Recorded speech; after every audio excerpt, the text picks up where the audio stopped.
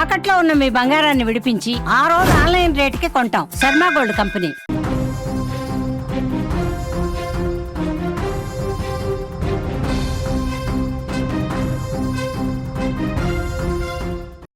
Breaking news చూస్తున్నాం. అహ్మదాబాద్ విమాన ప్రమాదంపై మిస్టరీ మెల్లమెల్లగా విడుతోంది. విమానం ఎగిరిన సమయంలో మేడే మేడే మేడే అంటూ పైలట్స్ పెద్దగా అరిచినట్లుగా తెలుస్తోంది. నో పవర్ నో థ్రస్ట్, పడిపోతున్నామంటూ పైలట్ గట్టిగా కేకలు వేస్తున్నట్లుగా తెలుస్తోంది. అయితే కూలడానికి ముందు ఎయిర్ ట్రాఫిక్ కంట్రోల్ కు పైలట్ మేడే కాల్ చేసినట్లుగా సమాచారం. 650 అడుగుల ఎత్తుకు చేరుకున్న తర్వాత నియంత్రణ కోల్పోయిన ఫ్లైట్ టేకాఫ్ అయిన 25 సెకండ్లలోనే కూలిపోయినట్లుగా తెలుస్తోంది. ఇక ఇదే అంశానికి సంబంధించిన మరింత సమాచారం మా న్యూస్ ఎడిటర్ తిరుమల్ అందిస్తారు. తిరుమల్, ఇప్పుడైతే ఒక ఆడియో అయితే మనకి బయటకు వచ్చిన పరిస్థితి కనిపిస్తుంది. పైలట్ కూడా మేడే మేడే అంటూ కూడా కాల్ చేయడం జరిగింది. దీనికి సంబంధించిన పూర్తి డీటెయిల్స్. జానకి, ఉదయమే పౌర విమానయాన శాఖ మంత్రి మన తెలుగువాడు రామ్మోహన్ నాయుడు, కింజరపు రామ్మోహన్ నాయుడు ఒక ప్రెస్ మీట్ పెట్టారు. Air craft accident investigation bureau ఇప్పుడు ఈ ఇన్వెస్టిగేషన్ కొనసాగిస్తుంది. ఆల్రెడీ అహ్మదాబాద్లో ఎక్కడైతే మేఘాని నగర్లో ఎయిర్ క్రాఫ్ట్ కూలిపోయిందో, మొన్న ఏదైతే బోయింగ్ విమానం కూలిపోయిందో అక్కడ బ్లాక్ బాక్స్ని వాళ్ళు రికవరీ చేశారు. బ్లాక్ బాక్స్ని డీకోడింగ్ చేసే ప్రయత్నం చేస్తున్నారు. అయితే ఈ డీకోడింగ్ చేస్తున్న క్రమంలో ఒక ఆడియో వినిపించింది. ఒక ఆడియో ఉందని ఇప్పుడు వైరల్గా మారింది ఒక పోస్ట్. ఒక SMS అయితే బాగా వాట్సాప్లో కానీ అక్కడ తిరుగుతోంది.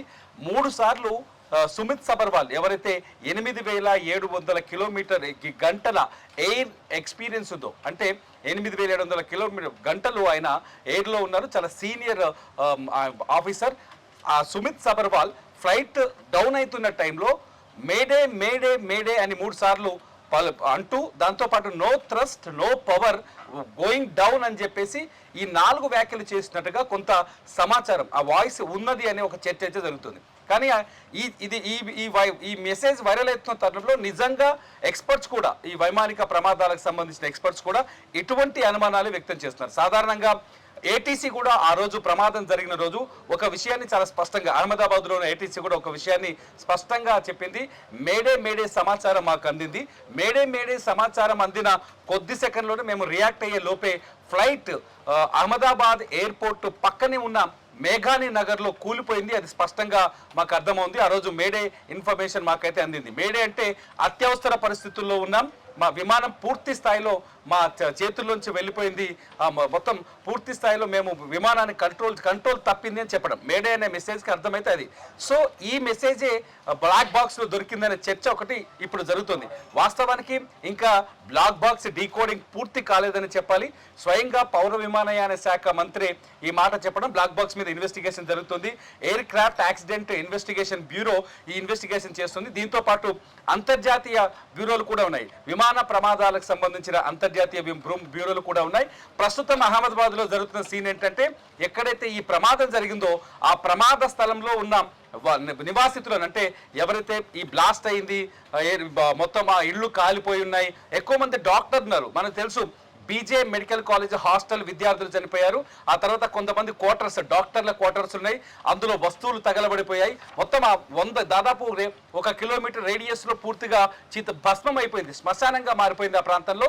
ప్రస్తుతం ఇన్వెస్టిగేషన్ అక్కడ కొనసాగుతోంది. ఇన్వెస్టిగేషన్ కోసం ఎవరైతే అక్కడ నివాసితులు ఉన్నారో వాళ్ళని బయటకు పంపించే ప్రయత్నం కూడా జరుగుతుంది. అది కూడా కొంత వివాదాస్పదంగా మారుతుంది. ఇకపోతే ఎన్ఐఏ కొద్దిసేపటి క్రితమే రంగంలోకి దిగింది. ఎన్ఐఏ కూడా అక్కడ ఇన్వెస్టిగేషన్ చేపడుతుంది. ఇందులో ఏదైనా కుట్ర కోణం ఉందా అనే ఆలోచనలో ఉంది. ఎందుకంటే ఎక్స్పర్ట్స్ చెప్తున్న దాని ప్రకారం, మనం గడిచిన 3 రోజులుగా ఎక్స్పర్ట్స్తో మాట్లాడుతున్నాం. వాళ్ళు చెప్తున్న దాని ప్రకారం కారణాలు అనేక ఉండొచ్చు. కాకపోతే ఈ కుట్ర కోణం అనే యాంగిల్ ఇప్పటికైతే తీసుకోలేదు. కానీ 2 ఇంజన్లు ఒకేసారి ఎందుకు ఫెయిల్ అయ్యాయి? ఎందుకంటే ఈ విమానం చాలా దూరం నుంచి వచ్చింది. ఈ విమానం చాలా దూరం నుంచి వచ్చింది. ఆ తర్వాత అహ్మదాబాద్ నుంచి ఢిల్లీకి వచ్చింది, ఢిల్లీ నుంచి అహ్మదాబాద్కి వచ్చింది.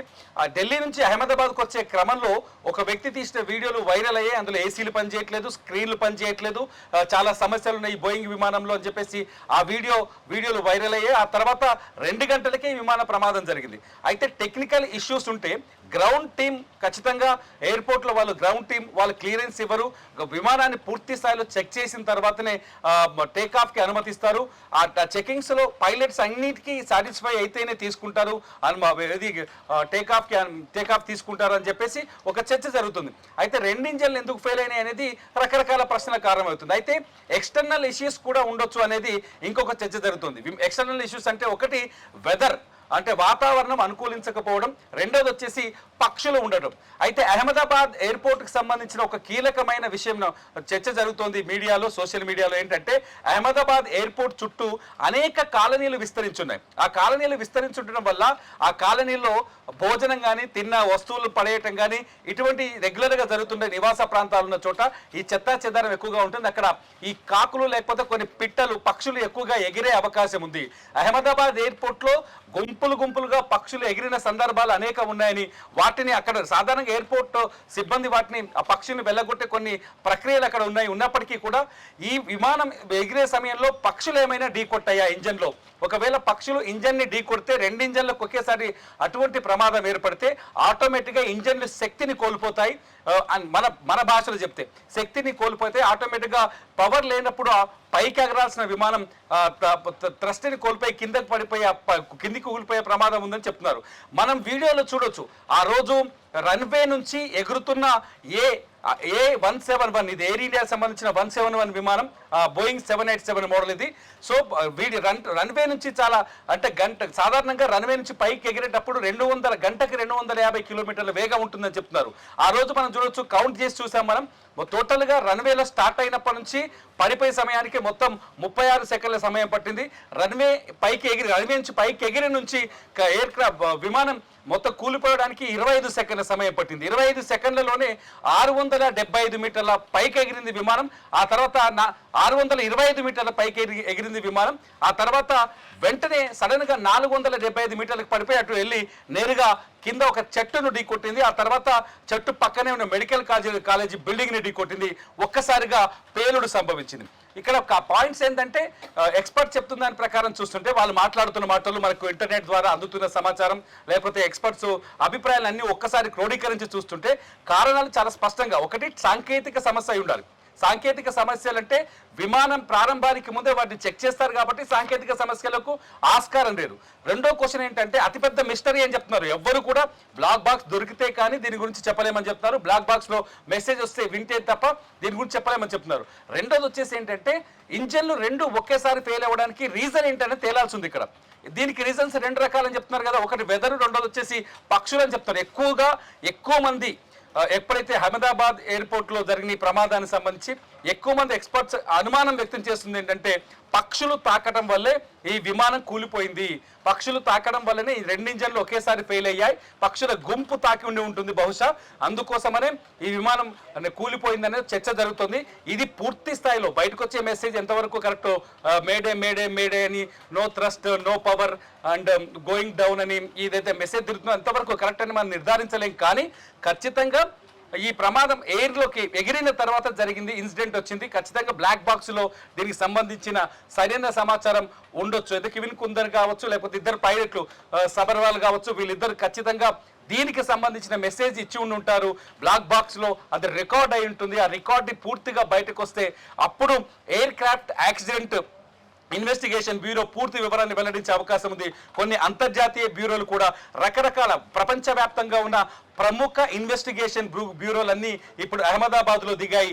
అక్కడున్న ప్రతి వస్తువుని పరిశీలిస్తున్నాయి, ప్రతి విషయాన్ని సేకరించే ప్రయత్నం చేస్తున్నాయి. పూర్తి స్థాయిగా 100% నిజమని చెప్పడానికి ఏ సమాచారం కనిపించట్లేదు. ఇప్పటికే అనుమానాల పొజిషన్లోనే ఉంది ఈ సిచ్యువేషన్. అయితే ఒకటి ఎక్స్పర్ట్ అభిప్రాయాలు చూస్తే, రెండు వెదర్ అహ్మదాబాద్లో చాలా బాగుంది. ఈ ఫ్లైట్ ఎగిరిన 1:39 టేకాఫ్ అయింది అహ్మదాబాద్ ఎయిర్పోర్ట్ నుంచి. 1:39 సమయంలో పూర్తి అనుకూలమైన. ఇంకొకటి కూడా ఏంటంటే టేకాఫ్ అయ్యేటప్పుడు సామాన్యంగా మనం కార్లే చూసుకుంటూ ఉంటాం, బైక్సే చూసుకుంటూ ఉంటాం బయటకు వెళ్ళేటప్పుడు కూడా. అలాంటిది ఫ్లైట్ ను కూడా అన్ని చూసాము, ఆ టైంలో ప్రాబ్లం లేదు అని కూడా కొంతమంది ఎక్స్పర్ట్స్ చెప్తున్న పరిస్థితి అయితే. అంటే కెప్టెన్ చెప్పారు ప్రధానంగా నిన్న మనం చూస్తే ఎలాంటి ప్రాబ్లం లేదు అని కూడా. అంటే దీనికి సాంకేతిక లోపం లేకపోతే పక్షులు ఢీకొట్టడం వల్లే జరిగిందని పూర్తిగా అనుకోవచ్చు అంటారా ఏంటి? ఇక్కడ అనుమానించాల్సిన విషయాలు అవి ఏంటంటే గ్రౌండ్ టీం చాలా స్పష్టంగా చెప్తుంది, గ్రౌండ్ టీం ఎటువంటి ఇబ్బంది లేదు, ఎటువంటి సాంకేతిక సమస్య లేదు విమానాన్ని టేకాఫ్ కి అనుమతి ఇచ్చే సమయంలో. నేను సాధారణంగా ప్రతి ఫ్లైట్ జర్నీ స్టార్ట్ అయ్యే ముందు గ్రౌండ్ టీం అన్ని రకాల చెకింగ్ చేస్తారు. లగేజ్ వెయిట్, మనుషులు అందులో కూర్చున్న ప్రయాణికుల వెయిట్ను బట్టి ఫ్యూయల్ నింపుతారు. అందులో చాలా టెక్నికల్ వర్డింగ్ చెప్తున్నారు వాళ్ళు. సో ఇవన్నీ చెక్ చేసుకున్న తర్వాతనే అన్నింటికీ పైలట్ అనుమతించిన తర్వాతనే టేకాఫ్కి అనుమతి వస్తుందని చెప్తున్నారు. ఇంజనీరింగ్ టీం ఉంటుంది, ఎప్పటికప్పుడు అక్కడ ఉన్న ఇంజనీరింగ్ టీం, గ్రౌండ్ టీం ఖచ్చితంగా విమానానికి సంబంధించిన అన్ని పార్ట్స్ని చెక్ చేస్తారు. ఇందులో కొన్నింటికి మన ఒక టెక్నీషియన్తో, మన ఒక ఇంజనీర్తో మాట్లాడినప్పుడు చెప్తున్నారు కొన్నింటికి ఇబ్బంది లేదు అనుకునేవి కొన్ని ఉంటాయంట. ఖచ్చితంగా వీటిని రిపేర్ చేసిన తర్వాతే డెసిషన్ తీసుకోవాలనే చెకింగ్స్ కొన్ని ఉంటాయి. చెకింగ్స్ కూడా 2 రకాలుగా ఉంటాయని చెప్తున్నారు వాళ్ళు. సో ఇబ్బంది లేదు అనుకునే చెకింగ్స్ విషయంలో, ఇబ్బంది కలుగుతుందనే చెకింగ్స్ విషయంలో అసలు కాంప్రమైజ్ అవ్వరు సాధారణంగా, ఎందుకంటే లేకపోతే ఎంతో మంది ప్రాణాలు వాళ్ళ చేతులు ఉంటాయి కాబట్టి. సో ఇక్కడ టెక్నికల్ ఇష్యూస్ లేవు కాబట్టే టేకాఫ్ కి అనుమతి ఇచ్చారని చెప్తున్నారు. టెక్నికల్ ఇష్యూస్ ఉంటే ఇంత సడన్ గా కుప్పకూలిపోతుందనే అది ఏమి ఎవరికి ఉండదు కాబట్టి ఇక్కడ ప్రాబ్లం ఏంటనేది బ్లాక్ బాక్స్ లో పూర్తి సమాచారం వస్తే కానీ తెలియదు. ఎక్స్పర్ట్స్ అంటే కొందరు అనుమానం ఆ సిచ్యువేషన్ ని, లొకేషన్ ని, అక్కడ జరిగిన సంఘటనల్ని, గత అనుభవాల్ని దృష్టిలో పెట్టుకొని మాత్రం చాలా స్పష్టంగా ఒకటి చెప్తున్నారు ఏంటంటే అహ్మదాబాద్ ఏరియాలో ఇంత పెద్ద ప్రమాదం జరిగి ఉంటుంది, ఖచ్చితంగా పక్షులు అయి ఉంటాయి అనేది ఒక టెంటేటివ్ అనుమానంగా వ్యక్తం చేస్తున్నారు. ఇది కూడా 100% నిజం కాదు, జస్ట్ ఎక్స్పర్ట్స్ అభిప్రాయం మాత్రమే, అనుమానాలు మాత్రమే చెప్పాలి. ఇక్కడ ఈ అనుమానాలు ఇంకా నివృత్తి చేయాల్సింది. బ్లాక్ బాక్స్ నుంచి పూర్తి సమాచారం వచ్చిన తర్వాతే ఈ ప్రమాదానికి కారణం ఏంటని తెలుస్తుంది. ఒక రకంగా చూస్తే అక్కడైతే భీతావాహ పరిస్థితి కనిపిస్తుంది. అక్కడ ఫ్యామిలీస్ వచ్చి కన్నీళ్లు పెట్టుకుంటున్నాయి. ఇదంతా ఒకవైపు జరుగుతుంటే వాళ్ళని ఖాళీ చేయించి ఇన్వెస్టిగేషన్ కోసం ఆ ఏరియాని ఖాళీ చేయాల్సిన అవసరం ఉంది కాబట్టి ఇన్వెస్టిగేషన్ కూడా 100% పూర్తయిందని చెప్పలేము. ఇప్పటివరకైతే 100 కార్మికులు, 40 మంది బృందాలు అక్కడ పనులు చేస్తున్నట్టుగా కొంత సమాచారం ఉంది. చూడాలి అహ్మదాబాద్ లో ఇంత మొత్తం దేశం మొత్తం అవాక్కయ్యేలా జరిగిన ఈ ప్రమాదానికి సంబంధించిన అసలు కారణం ఏంటి అన్నది వెతకాల్సి వస్తుంది. అప్డేట్ సమాచారం మాత్రం మన సుమన్ టీవీలో ఖచ్చితంగా అందిస్తాం జానకి. రైట్ తిరుమల. ఎస్, మొత్తంగా మనం చూడొచ్చు ఇక్కడ బ్లాక్ బాక్స్ వస్తేనే మనకి క్లియర్ గా ఏం జరిగింది అనేది అయితే డీకోడింగ్ చేసిన తర్వాత అక్కడ పైలట్స్ ఎలాంటి ఇన్ఫర్మేషన్ ఇచ్చారు అనేది కూడా తెలుస్తుంది. ప్రెసెంట్ అయితే వాళ్ళు ఒక మేడే అంటూ కూడా ఒక ఆడియోని అయితే రిలీజ్ చేశారు. పైలట్లు కూడా అక్కడ వాళ్ళు ఇన్ఫర్మేషన్ ఇచ్చినట్లుగా తెలుస్తోంది. ఎస్, మొత్తంగా టేక్ ఆఫ్ అయ్యేటప్పుడైతే ఎలాంటి ప్రాబ్లమ్స్ లేవు అని కూడా కొంతమంది కెప్టెన్స్ చెప్తున్న పరిస్థితి. అలా ఉంది కాబట్టే టేక్ ఆఫ్ కి అనుమతి ఇచ్చామని కూడా చాలా వరకు చెప్తున్న పరిస్థితి. ఎస్, మొత్తంగా అయితే ఇక్కడ ఏం జరిగింది అనేది అయితే ఏదైతే బ్లాక్ బాక్స్ ఉందో ఆ ఆడియో డీకోడింగ్ చేసిన తర్వాత బయటకు వస్తేనే కానీ ఈ ప్రమాదానికి సంబంధించిన సమాధానం అయితే దొరకని పరిస్థితి కనిపిస్తోంది.